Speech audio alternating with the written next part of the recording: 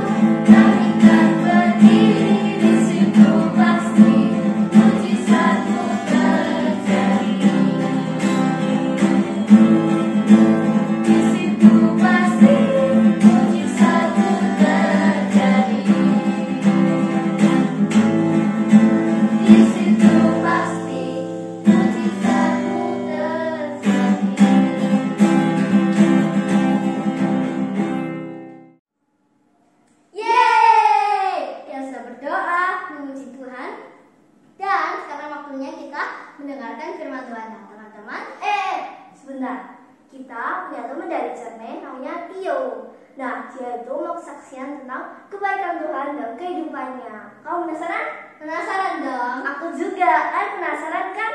Ayo kita saksikan videonya bersama-sama. Mataki Tuhan, Wah Yesus. Aduh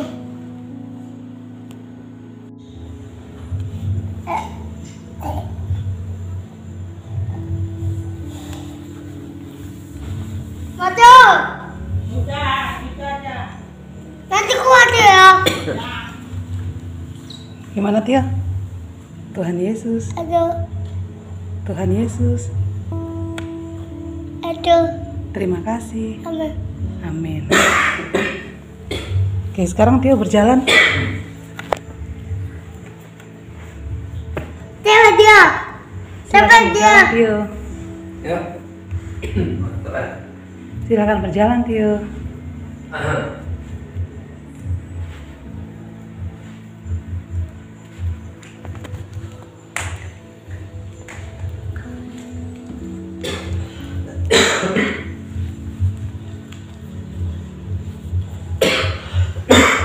Salah Tio.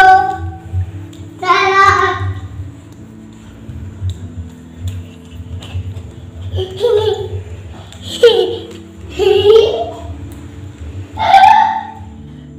Tema kita adalah responsibel.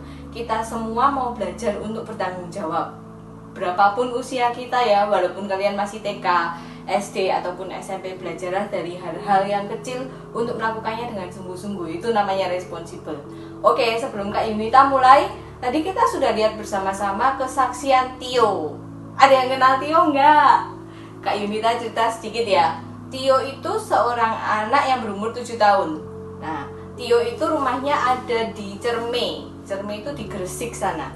Kenapa kok bisa sampai Cerme? Kok Kak Yunita bisa kenal sampai di Cerme sana ya? Gini ceritanya. Jadi CG-nya Kak Yunita ini CGC 202 ada pelayanan di Cerme. Pelayanannya lebih tepatnya kita itu kirim MSP ke Cerme.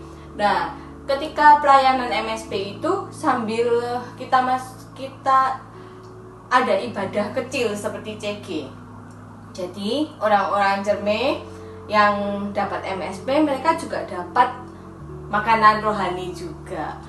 Di situ keluarga Tio hadir ikut ibadah. Nah, setiap kita melayani mereka, kita ini berdoa untuk Tio, untuk kesembuhannya Tio.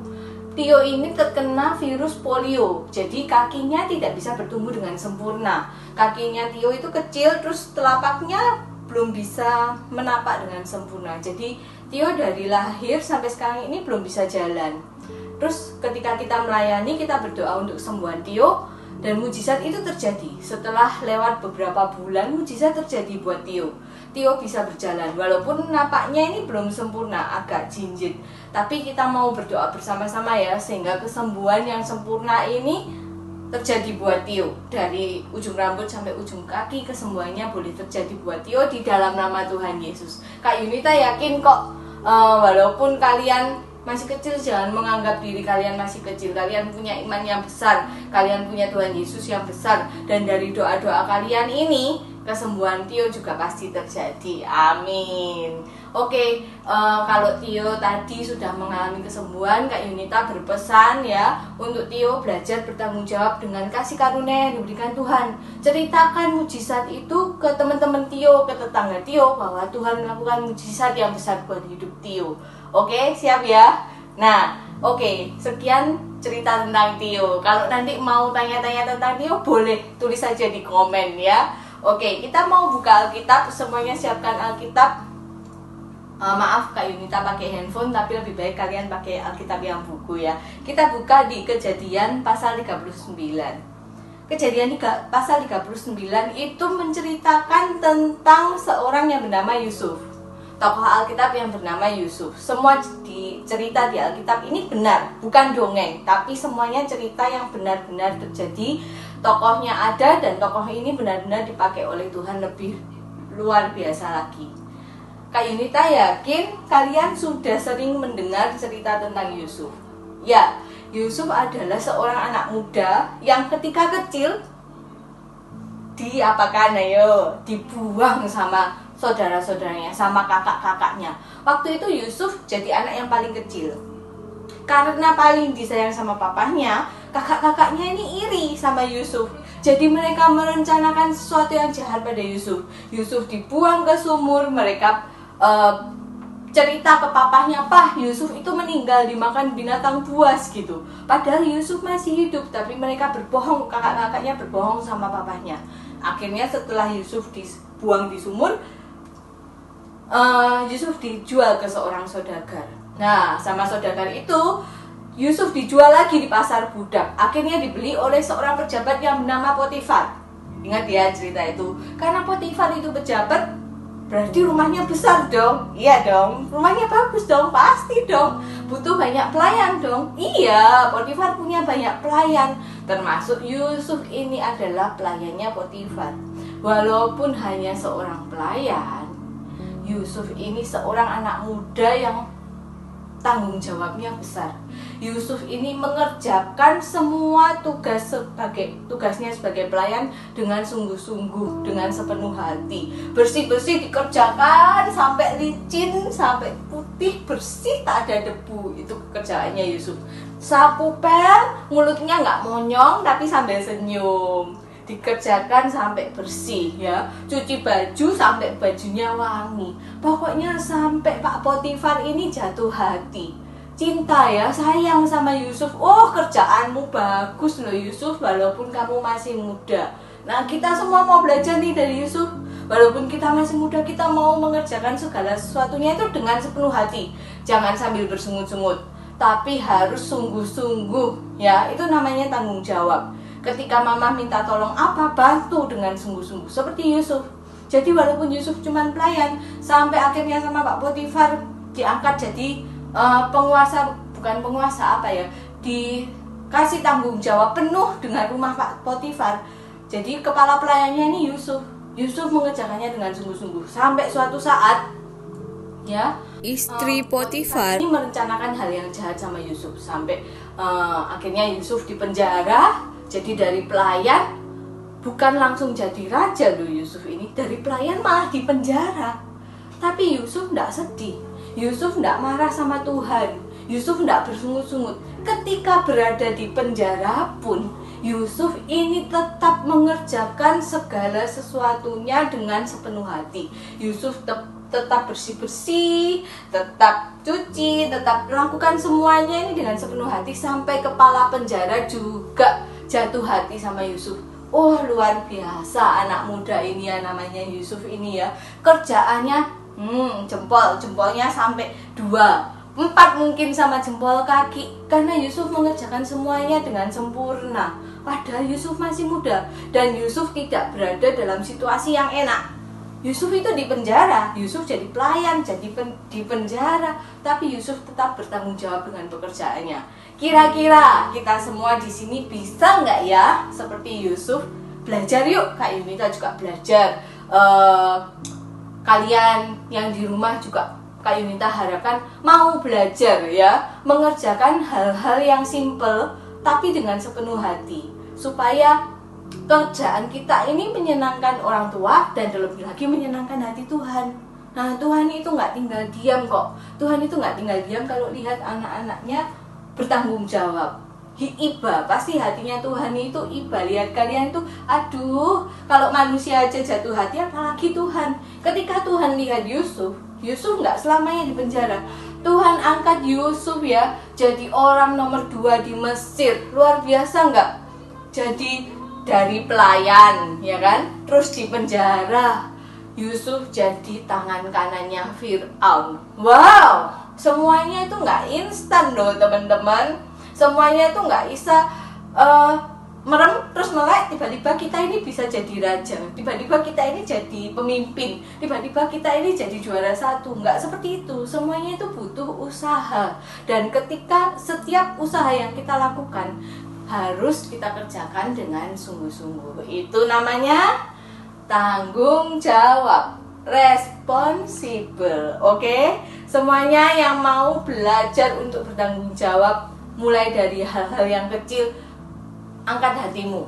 ke hadapan Tuhan, bikin janji yang baru sama Tuhan. Tuhan, saya ini mau belajar tanggung jawab supaya papa mama seneng, apalagi hatinya Tuhan pasti seneng sama saya. Dan kalian teman-teman yang di sini pasti dikasih hal-hal yang lebih besar lagi seperti Yusuf. Siap ya? Semuanya siap ya? Seperti pujian tadi itu, pujiannya di depan. Katanya, dimanapun kami berdiri, kemanapun kami itu mau pergi, apa yang terjadi? Mujizat Tuhan terjadi dalam hidup kalian, dalam hidup orang-orang di sekitar. Mujizat Tuhan terjadi karena siapa? Karena kita. Karena kita anak-anaknya ini loh, mujizat Tuhan terjadi.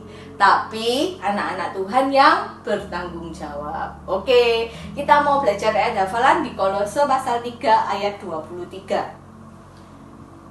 Kita buka bareng-bareng, baca yuk. 1, 2, 3. Kolose pasal 3 ayat 23. Apapun juga yang kamu perbuat, perbuatlah dengan segenap hatimu, seperti untuk Tuhan dan bukan untuk manusia. Apapun juga yang kamu perbuat, perbuatlah itu dengan segenap hatimu, seperti untuk Tuhan dan bukan untuk manusia. Pinter, dihafalkan ayatnya, sehingga ketika kalian mulai malas, ayat ini yang mengingatkan kalian. Semua yang kalian kerjakan itu fokusnya, ujungnya adalah untuk menyenangkan hati Tuhan. Oke, siap ya? Oke, yuk kita mau berdoa bareng. Kita mau menutup ibadah kita hari ini. Semuanya lipat tangan, kita mau berdoa. Kak Yunita mau memberkati teman-teman yang sudah ambil janji kalau mau jadi anak yang lebih bertanggung jawab. Yuk, Tuhan Yesus, terima kasih buat ibadah hari ini. Walaupun kami terbatas ruang dan waktu, kami secara online, tapi kami percaya urapan-Mu dan hadirat-Mu tetap nyata Tuhan. Kami memberkati anak-anak-Mu, setiap anak-anak-Mu yang ada di sini Tuhan, yang sudah membuat janji-janji yang baru bahwa mereka akan menjadi anak yang bertanggung jawab. Di dalam nama Tuhan Yesus, mereka akan mengerjakan hal-hal yang sederhana dengan sepenuh hati, dengan sungguh-sungguh, sehingga mereka dipersiapkan menjadi seorang anak dan seorang pribadi yang menjadi history maker, pembuat sejarah, menjadi seorang pribadi yang menyenangkan hatimu, menjadi seorang pribadi yang siap Engkau utus. Kemanapun mereka berada, mujizat-Mu pasti terjadi Bapa. Kami percaya Tuhan, jiwa-jiwa mereka ini jiwa-jiwa yang luar biasa yang telah Kau titipkan bagi kami. Dan kami percaya Engkau yang jamin masa depan mereka, kesehatan mereka, pekerjaan orang tua mereka juga tutup bungkus dengan kuasa darah-Mu. Thank you Tuhan Yesus, hanya di dalam nama Tuhan Yesus kami berdoa, haleluya. Amin. Dori tepuk tangan buat Tuhan Yesus. Oke, terima kasih sudah beribadah bersama kita. Tetap stay tune setiap hari Selasa ya. Oke, di link ini ya. Oke. Bye, Tuhan Yesus memberkati.